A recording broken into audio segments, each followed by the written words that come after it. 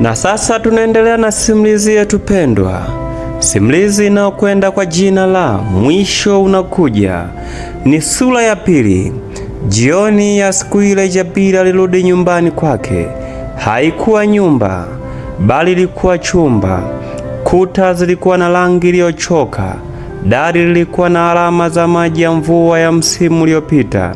Kitanda cha chuma kilikuwa kimewekwa karibu na dirisha dogo lililokuwa halifunguki vizuri, lakini chumba kile kilikuwa safi. Maskini huwa hana vitu vingi vya kujivunia. Usafi ndiyo heshima yake ya kwanza.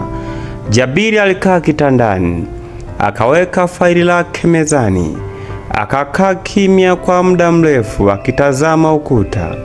Hakujuta kwenda kwenye mahojiano. Kilichomuuma si kukosa kazi, ni namna alivyopimwa. Alitoa simu yake, hakukuwa na missed call, hakukuwa na ujumbe. Akatabasamu kwa uchungu.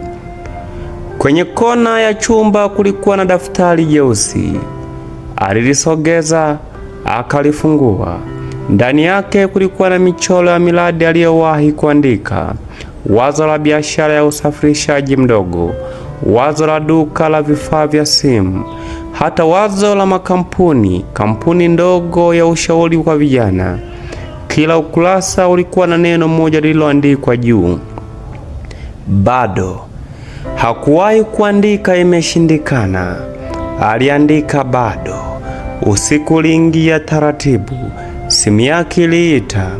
Ilikuwa ni Musa. Vipi? Interview. Sauti ya Musa ilikuwa ya kawaida, lakini ndani yake kulikuwa na kitu kisichoonekana kirahisi. Kama kawaida, Jabiri akajibu, wataniita. Musa alicheka kidogo. Usijali bro, siku zetu zinakuja. Maneno hayo yalikuwa ya faraja, lakini wakati mwingine faraja hutolewa kwa sauti safi, lakini moyo hauko safi. Kesho kuna event moja pale hotelini. Kuna watu wakubwa wanakuja, unaweza kupata connection. Musa akaongeza, hotel gani? Legends. Jabir alinyamaza kwa sekunde.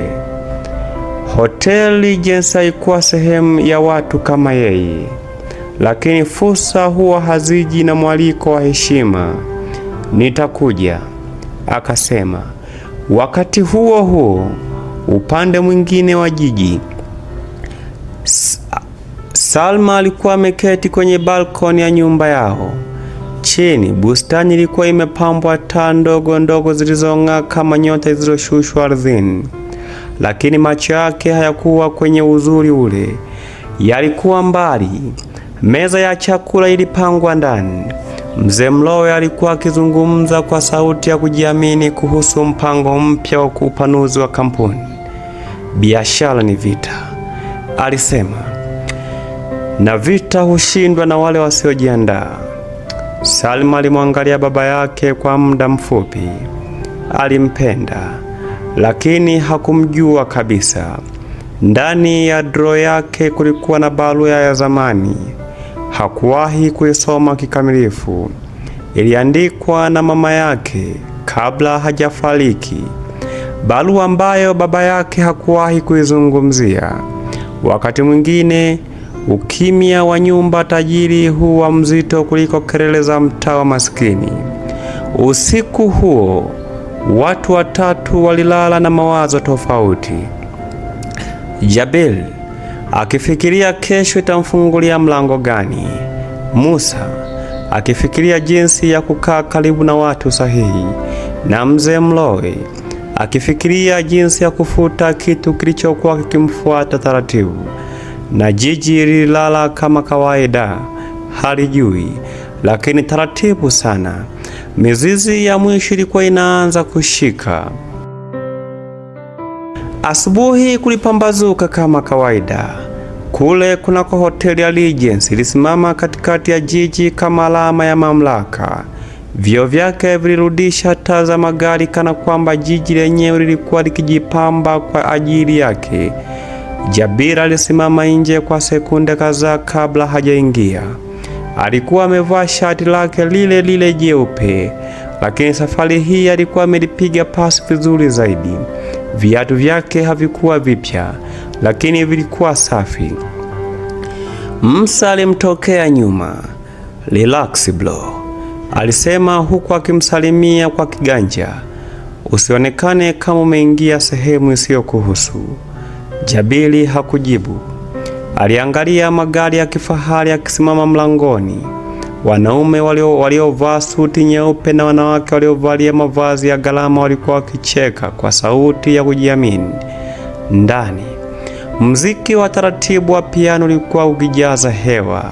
Meza zilipangwa kwa vitambaa vyeupe. Glasi zilikuwa zikigongana kwa sauti ndogo ya sherehe. Hii haikuwa dunia yake. Lakini hakuwa amejaliwa kuogopa dunia. Musa alianza kuzunguka akisalimiana na watu kana kwamba wote walikuwa marafiki zake wa zamani. Alikuwa na kipaji cha kujichomeka mahali palipo na mwanga. Jabiri alibaki pembeni kidogo akichunguza, kisha mlango mkubwa wa ukumbi ukafunguliwa zaidi. Watu wakaanza kunong'ona. Mzee Mlowe aliingia. Alikuwa katika suti ya bluu iliyomkaa sawa sawa. Alitembea kwa mwendo wa mtu aliyefahamu kila sakafu anayokanyaga. Pembeni yake alitembea Salma. Mavazi yake yalikuwa mepesi lakini ya hadhi. Hakujipamba kwa makelele, lakini alionekana. Wengi walimwangalia baba yake, wachache walimwangalia yeye. Macho ya Jabiri alimuona kwa sekunde moja tu, na Salma, bila kujua kwa nini, alihisi macho yanayomtazama bila tamaa, bila kujipendekeza, bila hofu. Aligeuza kichwa kidogo, macho yao yakakutana. Kuna tabasamu, hakuna ishara, lakini kulikuwa na utulivu wa ajabu. "Unamwangalia nani?" Musa aliuliza kwa sauti ya chini, akimfuata macho. "Yule pale," Jabiri akasema taratibu. Musa alitabasamu kwa maana tofauti.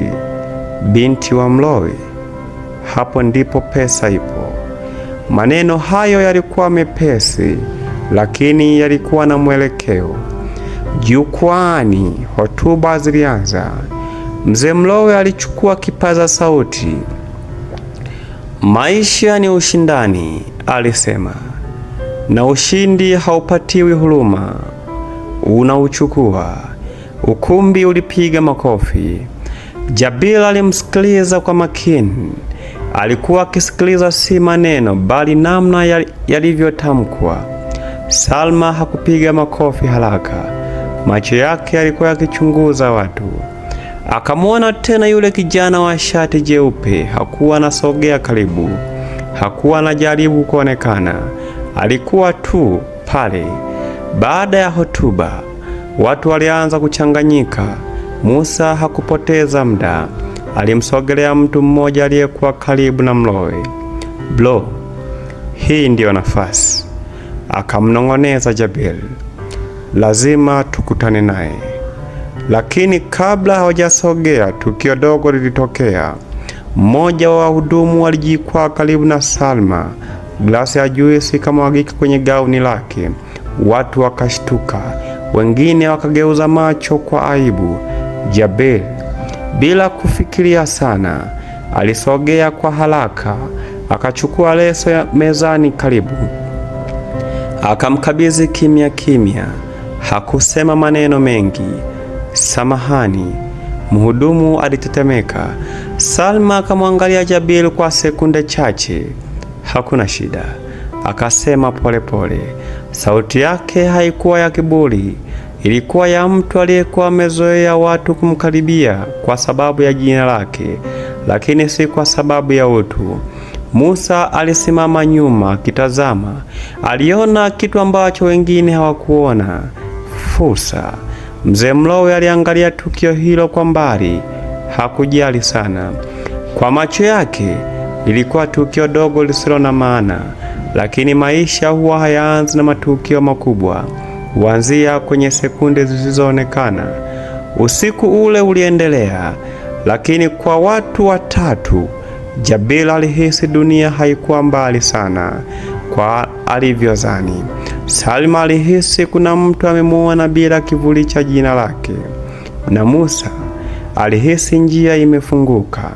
Na pale hotelini, chini ya taa za kifahari na muziki wa piano, kitu kisichoonekana kilianza kuota polepole.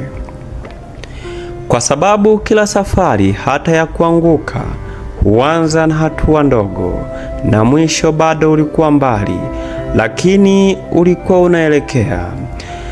Hii ilikuwa Home of Information, na hii tunafika tamati na mwisho wa sura ya pili. Nikukumbushe tu, tupo na simulizi ya mwisho unakuja. Ni mwisho gani huu ambao tunausubiri? Ni mwisho gani huu ambao unakuja? Kikubwa usisahau kulike, share, subscribe na kisha toa maoni kwa maana ya comment. Nini tuongeze na nini tupunguze?